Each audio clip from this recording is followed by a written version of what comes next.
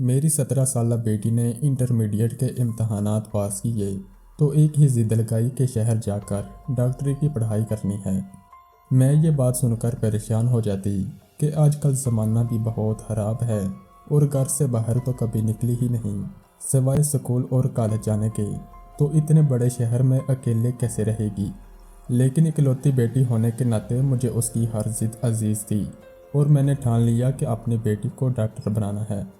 میں نے اپنے شوہر سے اس کے بارے میں بات کی تو میرے شوہر نے بھی بلا تردد اجازت دے دی۔ میری بیٹی بہت خوش تھی کہ اب وہ اپنے خوابوں کو پورا کرنے کے لیے شہر جائے گی، وہاں پڑھے گی اور خوابوں کو پورا کرے گی۔ شہر کی یونیورسٹی میں اس کا داخلہ کروایا اور اسے ہاسٹل میں بھیج دیا۔ میرے دل میں 100 طرح کے وسوسے تھے، لیکن پھر بھی دل کھڑا کر کے اسے بھیج دیا۔ پیسہ بھی بہت لگا تھا، ابھی تو آگے اور زیادہ لگنا تھا۔ میں گھر میں کافی پریشان رہنے لگی۔ اپنی بیٹی کو لے کر میرے دل میں دھڑکا سا لگا رہتا کہ کچھ غلط نہ ہو جائے۔ اور پھر ایک دن رات کے وقت میری بیٹی کا فون آیا تو وہ بہت زیادہ رو رہی تھی۔ میری تو جان نکل گئی۔ وہ روتے روتے بس ایک ہی بات کی رٹ لگائی ہوئی تھی کہ اسے ہاسٹل نہیں رہنا، اسے گھر واپس آ جانا ہے۔ میری تو روح فنا ہو گئی۔ مجھے کچھ سمجھ نہیں آیا کہ میں کیا کروں۔ میرا شوہر بھی کام کے سلسلے میں باہر گیا ہوا تھا اور میری بیٹی کی ہچکیاں بھی عروج پر تھیں۔ میں نے اپنی بیٹی کو تسلی دلائی کہ میں اسے لینے کے لیے آ رہی ہوں، بس وہ چپ کر جائے اور بتائے کہ کیا ہوا ہے۔ لیکن اس نے مجھے کچھ نہیں بتایا اور اتنا ہی کہا کہ اسے ہاسٹل نہیں رہنا۔ میں حد درجہ تک حیران و پریشان تھی کہ آخر 2 مہینے میں ایسا کیا ہوا ہے جو میری بیٹی ہاسٹل میں اس قدر پریشان ہو گئی ہے اور واپس آنے کی ضد کر رہی ہے۔ میرے شوہر سے کام سے واپس لوٹتے ہی میں نے انہیں ساری بات بتائی تو وہ بھی پریشان ہو گئی، کیونکہ گاؤں سے اس وقت شہر جانے والی کوئی بھی گاڑی نہیں تھی۔ میں نے اپنی بیٹی کو دوبارہ فون کیا اور اس سے کہا کہ ہم تمہیں ابھی آ کر لے جائیں یا صبح، تو اس نے اپنی ہچکیاں دباتے ہوئے کہا۔ وہاں جا کر ہم نے دیکھا تو ہماری بیٹی کی حالت بہت خراب تھی۔ وہ شدید بخار میں مبتلا تھی اور اس وقت غنودگی میں تھی۔ میں اس کے قریب بیٹھی اور اس کا کندھا ہلایا اور اس کو پکارا تو میری آواز سنتے ہی اس نے اپنی مندی آنکھیں کھول لی اور مجھے دیکھتے ہی میرے گلے سے لپٹ کر زاروں قطار رونے لگی۔ اس کی حالت دیکھ کر میں زیادہ پریشان ہو گئی۔ اب تو مجھے یقین ہو چلا تھا کہ کچھ نہ کچھ تو ہوا ہے۔ میں نے اپنی بیٹی کو محبت سے پکارتے ہوئے کہا کہ میرا بیٹا کیا ہوا ہے تمہیں؟ اس نے اپنی آنکھیں نیچے کر لی لیکن اپنی زبان سے ایک لفظ بھی ادا نہ کیا۔ میں نے اس سے بہت اصرار کیا لیکن بس اس نے مجھے اتنا ہی کہا کہ مجھے کچھ نہیں ہوا، لیکن مجھے ہاسٹل نہیں رہنا، مجھے واپس گھر جانا ہے۔ میرا آپ لوگوں کے بغیر یہاں دل نہیں لگتا۔ یہ بات بہت عجیب تھی کہ 4 مہینے ہاسٹل میں رہنے کے بعد میری بیٹی مجھے کہہ رہی تھی کہ اس کا ہاسٹل میں دل نہیں لگتا۔ میں اپنے شوہر کو کہا کہ پریشانی کی کوئی بات نہیں ہے، بچی ہے، بس ہاسٹل میں رہتے ہوئے تھوڑا گھبرا گئی ہے، کچھ دن کے لیے ہم اسے گھر لے جاتے ہیں۔ ہاسٹل انتظامیہ سے بات کرنے کے بعد ہم لوگ اپنی بیٹی کو کچھ دنوں کے لیے گھر لے آئے۔ گھر آنے کے بعد اس کی حالت سنوری نہیں بلکہ مزید بگڑتی چلی گئی۔ اس کو شدید بخار تھا اور وہ دن بدن کمزور ہوتی جا رہی تھی۔ بہت ساری ڈاکٹروں سے اس کا علاج کروایا لیکن کہیں سے بھی آرام نہیں مل رہا تھا۔ تقریباً 10 دنوں کے بعد اس کی حالت تھوڑی بہتر ہوئی تو ہم دونوں میاں بیوی کے دل کو بھی چین آیا۔ میری بیٹی بہت ہنسمکھ اور خوش اخلاق تھی، لیکن جب سے وہ بیمار ہوئی تھی ہر وقت اپنے کمرے کی لائٹ بند کر کے اندر ہی پڑی رہتی۔ آج میں اسے کمرے سے باہر لے کر آئی اور دھوپ میں بیٹھنے کے لیے کہا۔ کچھ دیر تو وہ میرے ساتھ بیٹھی رہی لیکن اس نے کوئی بات نہیں کی۔ پہلے تو وہ سارا دن مجھ سے باتیں کرتے ہوئے تھکتی نہ تھی اور اب اس قدر خاموش ہو گئی تھی۔ اب تو مجھے جاننا تھا کہ آخر ہاسٹل میں ایسا کیا ہوا ہے جس نے میری چاند سی بیٹی کو اس قدر مرجھا کے رکھ دیا ہے۔ کچھ دنوں تک اس کی حالت بہت بہتر ہو گئی اور وہ بالکل ٹھیک ہو کر پہلے جیسی ہو گئی۔ اس کو صحت مند دیکھ کر ہم دونوں میاں بیوی بھی بہت خوش ہو گئے۔ ہماری اکلوتی بیٹی پہلے کی طرح صحت یاب ہو رہی ہے۔ مجھے یہ بھی تھا کہ اس کی پڑھائی کا بھی بہت خرچ ہو رہا ہے، لیکن اس کی پڑھائی صحت سے زیادہ ضروری نہیں تھی۔ جب وہ بالکل ٹھیک ہو گئی تو میں نے اسے کہا کہ بیٹا اب تمہیں یونیورسٹی واپس جانا چاہیے، تمہاری پڑھائی کا بہت خرچ ہوا ہے۔ میری بات سن کر وہ بہت پریشان ہو گئی اور مجھے اس کی پریشانی سمجھ نہ آئی۔ کچھ دیر کے بعد بولی کہ آپ ٹھیک کہہ رہی ہیں، مجھے واقعی واپس چلا جانا چاہیے۔ اگلی صبح جب میں اس کے کمرے میں گئی تو وہ تکیہ منہ پر رکھے ہوئے زاروں کے تار رو رہی تھی۔ میں جلدی سے اس کے پاس گئی اور اس کے منہ سے تکیہ ہٹایا اور اس سے پوچھا کہ کیا ہوا ہے، تو کہنے لگی کہ میرے پیٹ میں بہت شدید قسم کا درد ہے جو کہ ناقابل برداشت ہے۔ میں نے اپنی بیٹی کو جلدی سے چادر اٹھائی اور اسے لے کر اپنے گاؤں کے کلینک میں لے آئی۔ ڈاکٹر نے اس کا چیک اپ کیا اور اسے دوا دی۔ ڈاکٹر کہنے لگا کہ دوا کھانے کے بعد کچھ دیر تک یہ بالکل ٹھیک ہو جائے گی۔ گھر آ کر میں نے اسے دوا کھلائی اور تھوڑی ہی دیر بعد میں نے جب اس کی طبیعت پوچھی تو کہنے لگی کہ اب مجھے زیادہ درد نہیں ہو رہا۔ میرا دل ہر وقت بیزار رہنے لگا کہ میری ایک ہی بیٹی ہے اور وہ بھی ہمہ وقت بیمار رہتی ہے۔ یہ سوچ کر میں بہت غمزدہ ہو جاتی تھی۔ اب تو یہ روز ہی ہونے لگا تھا۔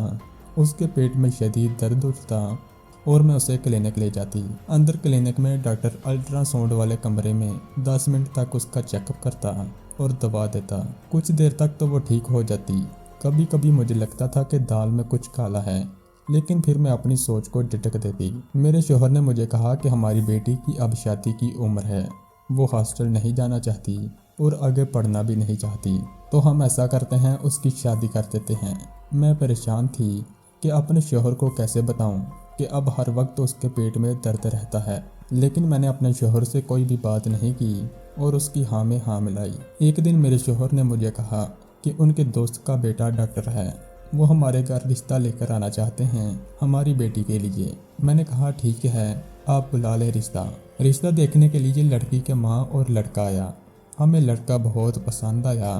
شہر میں گھر تھا، لیکن وہ رشتہ کسی اچھی گاؤں والی سلجھی ہوئی لڑکی سے کرنا چاہتا تھا جو اس کا گھر اچھے سے سنبھال سکے، اور پھر میرے شوہر تو ان کے دوست بھی تھے، تو ہمیں بھی کوئی اعتراض نہ تھا اور نہ ہی انہیں کوئی اعتراض تھا۔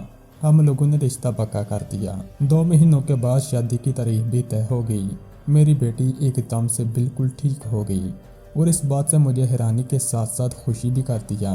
اور پھر وہ دن بھی آ گیا جس دن میں نے اپنی جان سے پیاری بیٹی کو رخصت کر دیا۔ اس کے جانے کے بعد ہمارا گھر بہت ویران ہو گیا۔ میری بیٹی ہمیں ملنے کے لیے 1 مہینے کے بعد آتی تھی اور میرے پوچھنے پر وہ ہمیشہ یہی کہتی تھی کہ میں بہت خوش ہوں اپنے گھر میں۔ اس کی یہ بات سن کر میں بھی پرسکون ہو جاتی۔ اور پھر ایک دن ایک فون کال نے میرے پیروں تلے سے زمین کھینچ لی۔ وہ فون میری بیٹی کے سسرال والوں کی طرف سے تھا۔ ہم لوگ جیسے ہی میری بیٹی کے سسرال پہنچے تو میری بیٹی نے بتایا کہ میری ساس صبح کی گئی ہوئی ہے اور ابھی تک واپس نہیں آئی۔ ہم نے پورا محلہ چھان مارا، لیکن کسی نے انہیں صبح سے نہیں دیکھا۔ ہم لوگوں نے دوبارہ پورا محلہ چھان مارا، لیکن میری بیٹی کی ساس کہیں بھی نہ ملی۔ میرے شوہر نے اپنے دوستوں کے ذریعے پولیس وغیرہ سے بھی رابطہ کیا۔ پولیس آ گئی، لیکن میری بیٹی کے ساس کے بارے میں کوئی بھی پتہ نہ لگ سکا۔ آخر وہ کہاں گئی؟ میری بیٹی کے گھر میں ایک دم سے بھونچال آ گیا۔ ہر کوئی پریشان تھا کہ آخر میری بیٹی کی ساس کہاں جا سکتی ہے۔ ہم لوگ تو واپس آ گئے۔ شام تک میری بیٹی کا شوہر بھی باہر کے ملک گیا ہوا تھا اپنے کسی کام کے سلسلے میں۔ میری بیٹی کے شوہر کا نام علی تھا۔ 1 مہینے کے بعد میری بیٹی کا شوہر بھی باہر کے ملک سے واپس لوٹ آیا، لیکن اس کی ساس کا کوئی اتا پتہ نہیں تھا۔ 2 ہفتوں کے بعد ایک دن اچانک میری بیٹی شام کے وقت اپنے کپڑے کا بیگ ساتھ لے کر آئی۔ وہ بہت پریشان تھی۔ میں نے اسے بٹھایا، پانی وغیرہ پلایا اور اسے پوچھا کہ کیا ہوا ہے، تو میری بیٹی نے مجھے کہا کہ امی مجھے معاف کر دو، میں بہت بری بیٹی ہوں۔ میں اس کی باتیں سن کر حیران رہ گئی کہ آخر وہ ایسا کیوں کہہ رہی ہے۔ تو اس نے مجھے جو باتیں بتائیں انہیں سن کر میں ایک بار پھر کام کر رہ گئی۔ میری بیٹی نے مجھے کہا کہ ساس کی گمشدگی کے بعد میرا شوہر باہر کے ملک سے لوٹ آیا۔ وہ بھی بہت پریشان تھا۔ اس نے ہر ممکن کوشش کی ڈھونڈنے کی، لیکن اس کا کہیں پتہ نہ کروا سکا۔ مجھے یوں محسوس ہو رہا تھا جیسے وہ اپنی ماں کو لے کر بہت پریشان ہو، اس لیے مجھے نظر انداز کر رہا ہو۔ لیکن کچھ دنوں کے بعد اس نے مکمل ہی مجھے نظر انداز کر دیا اور اسے کہا کہ جب سے آپ آئے ہیں آپ نے میرے ساتھ کوئی بات چیت نہیں کی۔ میرا شوہر مجھے کہنے لگا کہ میں اپنی سرگرمیوں میں مشغول رہوں، مجھے کسی کی پرواہ کرنے کی ضرورت نہیں۔ اپنے شوہر کا یہ جواب سن کر مجھے یقین نہیں آ رہا تھا کہ یہی میرا شوہر ہے جو مجھ سے اتنے میٹھے لہجے میں بات کرتا تھا اور اب اس قدر طلب بیانی کر رہا ہے۔ میں نے اس سے پوچھنے کی بہت کوشش کی کہ مجھ سے کوئی غلطی ہوئی ہے تو مجھے بتاؤ، لیکن اس نے اپنے لبوں سے ایک لفظ بھی نہ نکلا۔ کچھ دن کے بعد مجھے یوں محسوس ہوا کہ جیسے گھر میں کسی چیز کی تیاری چل رہی ہے۔ میں کچن میں آئی تو میری نند بہت مختلف قسم کے کھانے بنا رہی تھی۔ میں نے اس سے پوچھا کہ خیریت ہے، آج اس قدر تیاریاں کس بات کی؟ تو اس نے مجھ سے رعب جمانے والے انداز میں کہا کہ آج گھر میں مہمان آنے والے ہیں اور آپ اپنے کمرے میں ہی رہنا، نہیں تو اچھا نہیں ہوگا۔ اپنی نند کا یہ رویہ بھی میری سمجھ سے باہر تھا۔ میں نے اس سے پوچھنا چاہا کہ میں اپنے کمرے میں کیوں رہوں، لیکن اس وقت میرا بحث کرنے کا بالکل بھی دل نہیں کر رہا تھا، اس لیے میں خاموشی سے اپنے کمرے میں چلی گئی۔ مجھے اپنے کمرے سے باتوں کی آوازیں آ رہی تھی۔ میرا شوہر اور نند بہت خوش نظر آ رہے تھے۔ میری طبیعت بہت خراب تھی، لیکن میں نے کسی کو بھی نہیں بتایا تھا۔ پچھلے کچھ دنوں سے مجھے شدید چکر آ رہے تھے، آج بھی مجھے شدید چکر آنے لگے۔ میں بے حد گھبرا گئی۔ اسی وقت میری نند میرے کمرے میں میرے شوہر کو لے کر داخل ہوئی اور اس کے منہ سے جو باتیں نکل رہی تھی ان کو سن کر مجھے لگا کہ ابھی زمین پھٹ جائے اور میں اس میں سما جاؤں۔ اپنی ذات پر لگائے جانے والے اتنے گھٹیا الزامات کو سن کر کہ کس کا گناہ پڑ رہا ہے جو اس کی یہ حالت ہو رہی ہے، میں چکراتے سر کے ساتھ بیڈ پر بیٹھ گئی۔ میرا شوہر میرے قریب آیا اور اس نے مجھے 2 تھپڑ مارے۔ میں دل میں سوچنے لگی کہ ایک ڈاکٹر ہو کر یہ ایسا کیسے کر سکتا ہے۔ میں نے پختہ ارادہ کر لیا تھا کہ میں کبھی بھی ان کو نہیں بتاؤں گی کہ میری حالت کس وجہ سے ہے۔ میں تو پہلے ہی چکرا رہی تھی، تھپڑوں کی وجہ سے میں بے ہوش ہو گئی۔ جب مجھے ہوش آیا تو میں نے دیکھا کہ میرے کمرے میں کوئی نہیں تھا اور باہر سے مہمانوں کے بولنے کی آوازیں آ رہی تھی۔ میں اٹھ کر دروازے تک آئی تو باہر سے آوازیں آئیں کہ ہم یہ رشتہ پکا سمجھیں۔ مجھے سمجھ نہ لگی کہ مجھ پر اتنے گھٹیا الزامات لگا کر کس کا رشتہ پکا کیا جا رہا ہے۔ رات کے وقت جب میرا شوہر میرے کمرے میں آیا تو میرے شوہر نے مجھے کہا کہ میں اپنے گھر جا سکتی ہوں، وہ شادی کر رہا ہے۔ میں نے اپنے شوہر کو کہا کہ اب اس گھر سے میرا جنازہ ہی نکلے گا۔ یہ سن کر وہ آگ بگولا ہو گیا اور کہنے لگا کہ جب گناہ کر رہی تھی تب کچھ یاد نہیں آیا۔ میں ایک بار پھر خاموش ہو گئی۔ اگلے دن مجھے پتہ لگا کہ لڑکی والوں کو کسی نہ کسی طریقے سے پتہ لگ گیا ہے کہ میرا شوہر پہلے سے شادی شدہ ہے اور انہوں نے شادی سے انکار کر دیا ہے۔ میرے شوہر نے مجھ سے الگ کمرے میں رہنا شروع کر دیا۔ میں پتہ لگانا چاہتی تھی کہ آخر میرا شوہر اور نند میرے ساتھ ایسا کیوں کر رہی ہیں۔ یہ جاننے کے لیے میں نے سوچا کہ اس کے کمرے میں جا کر دیکھتی ہوں۔ رات کو میں اس کے کمرے میں گئی یہ دیکھنے کے لیے کہ اس نے میرے ساتھ ایسا کیوں کیا۔ مجھے دیکھ کر میری نند ایک پل کے لیے پریشان ہو گئی تو میں نے اسے کہا کہ مجھے اپنے کمرے میں ڈر لگ رہا ہے، اس لیے میں تمہارے کمرے میں سونے لگی ہوں۔ میں جا کر آرام سے بیڈ پر لیٹ گئی۔ 5 منٹ کے بعد میں ہلکی سی آنکھ کھول کر دیکھا تو وہ کمرے کے درمیان میں ایک ٹاٹ بچھا کر اس کے اوپر بیٹھی کچھ پڑھ رہی تھی اور ایسا محسوس ہو رہا تھا جیسے اس کا ذہنی توازن بگڑا ہوا ہو۔ تھوڑی دیر کے بعد وہ میرے قریب آئی۔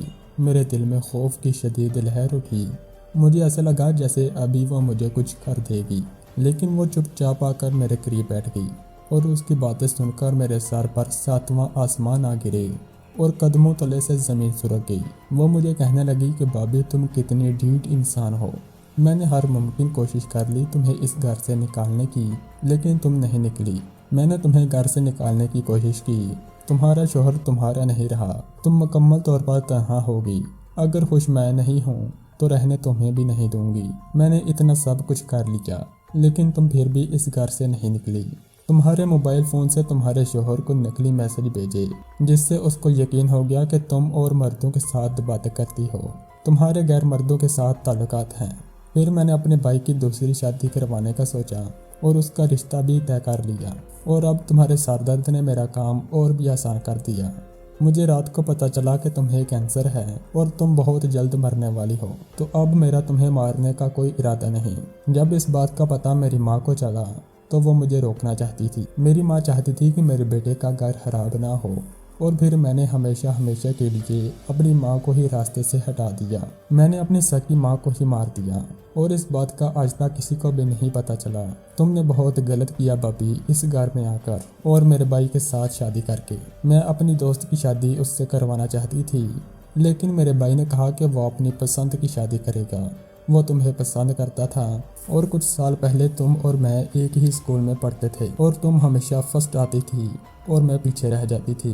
تبھی میں نے سوچ لیا تھا کہ میں تمہیں تباہ و برباد کر دوں گی، لیکن پھر تم لوگ گاؤں چلے گئے، اور اس کے بعد جب تم بیاہ کر اس گھر میں آئی تو تمہیں دیکھتے ہی میں نے کہا کہ اب تم نہیں بچو گی، اور دیکھو میں نے تمہیں تباہ کر دیا۔ اپنی نند کی اتنی بھیانک باتیں سن کر میں دنگ رہ گئی۔ مجھے مکمل یقین ہو گیا کہ میری نند ایک سائیکو پیشنٹ ہے۔ بچپن کی باتیں مجھے تو یاد نہیں تھی، اور اس نے تب سے میرے لیے اپنے دل میں بغض پال رکھا تھا۔ کمرے میں آنے سے پہلے میں نے سب سے پہلا یہ کام کیا کہ جس وقت میری نند میرے پاس آ کر بیٹھی تھی تو میں نے آنکھ بچا کر اپنے موبائل کی وائس ریکارڈنگ آن کر لی، اور اس کی ساری باتیں اس میں ریکارڈ ہو گئی، اور میں نے وہ ساری باتیں اپنے شوہر کو بھیج دی۔ اپنی بیٹی کی تمام باتوں نے میرے دل کو غم سے بھر دیا، اور اس کے بعد پھر میری بیٹی کہنے لگی کہ امی مجھے معاف کر دیں، میں بہت بری ہوں، میں نے آپ کو دھوکہ دیا، اور دیکھے بدلے میں مجھے بھی دھوکہ ملا ہے۔ میرا شوہر مجھے کالج کے باہر ملا تھا، میں اسے پسند کرنے لگی تھی۔ جب مجھے پتا چلا وہ شہر میں رہتا ہے تو میں نے اب سے ضد کی کہ مجھے شہر پڑھنا ہے، اور میں شہر چلی گئی پڑھنے کے لیے۔ وہاں روزانہ میں اپنے ڈاکٹر شوہر سے ملتی، اور پھر ایک دن اس نے مجھ سے کہا کہ وہ شادی کرنا چاہتا ہے۔ میں نے بھی ہاں کر دی۔ اب میں آگے پڑھنا نہیں چاہتی تھی، اس لیے میں نے اتنے دنوں تک بیماری کا ناٹک کیا، اور پھر جب میرے پیٹ میں درد ہوا تو کلینک جانے لگے۔ وہاں میں نے دیکھا کہ اندر کلینک میں علی بیٹھا ہے۔ وہ اپنے کسی دوست ڈاکٹر کی جگہ پر آیا تھا کچھ دن کے لیے۔ میں یہ سن کر بہت خوش ہوئی، اور پھر میں روزانہ کلینک جانے لگی، اور میں اور علی اندر روز باتیں کرتے۔ جب آپ اندر آتی تو چیک اپ کا بہانہ کر لیتے، اور پھر جب آپ کو شک ہونے لگا تو علی نے مجھے کہا کہ اب میں نہ آیا کروں۔ اور ایک دن جب آپ برقع اوڑھ کر کلینک گئی تو اس دن علی اندر نہیں تھا، آپ کو کچھ پتہ نہ چل سکا۔ جب علی نے رشتہ بھیجا تو میں ہر بیماری بھول گئی اور شادی کی خوشیوں میں مصروف ہو گئی۔ کچھ عرصے بعد میرے سر میں شدید درد اٹھا، مجھے پتہ چلا کہ مجھے کینسر ہے۔ تب علی کام کے سلسلے میں باہر گیا تھا، جب واپس آیا تو اسے بتانا چاہتی تھی، لیکن اس کے رویے کی وجہ سے اسے بتا نہ سکی۔ لیکن امی دیکھیں نا، میری خوشیوں کی عمر کتنی چھوٹی تھی، اور رات کو مجھے پتہ چلا کہ میری نند میرے ساتھ حسد کی آڑ میں یہ سب کیا، اور میرے شوہر نے میرا اعتبار نہیں کیا۔ اب میں اس گھر میں کبھی نہیں جاؤں گی۔ میری بیٹی کی باتیں میرے دل چیر رہی تھی۔ میں نے اسے اپنے سینے سے لگایا اور اس کے ابا کو ساری باتیں بتائیں۔ اگلے دن صبح کے وقت میرا داماد آ گیا میری بیٹی کو لینے۔ اس نے مجھ سے معافی مانگی۔ میری بیٹی کو دکھ دینے کے لیے وہ بے حد شرمندہ تھا، اور میری بیٹی کو واپس لے گیا۔ میری بیٹی کے شوہر نے اس کا بہت علاج کروایا، اور اس نے اپنی بہن کو گناہوں کی سزا دلانے کا فیصلہ کیا، اور پھر میری بیٹی کی نند کو پولیس پکڑ کر لے گئی۔ جیل میں اس کا بہت بھیانک انجام ہوا، اور وہ سائیکو تو پہلے سے تھی دماغی طور پر، اور اب جسمانی طور پر بھی مفلوج ہو کر رہ گئی۔ اور اب میری بیٹی ایک خوشحال زندگی گزار رہی ہے اپنے گھر میں۔ ماں باپ کو دھوکہ نہیں دینا چاہیے، اور نہ ہی کسی سے حسد کرنا چاہیے۔ یہ چیزیں زندگی کو تباہ کر دیتی ہیں۔ کسی کی خوشی سے حسد کرنے کا کوئی فائدہ نہیں۔ سب کو وہی ملتا ہے جو اللہ نے اس کے نصیب میں لکھ دیا ہو۔ اللہ تعالی ہم سب کو اپنی حفظ و امان میں رکھے، آمین۔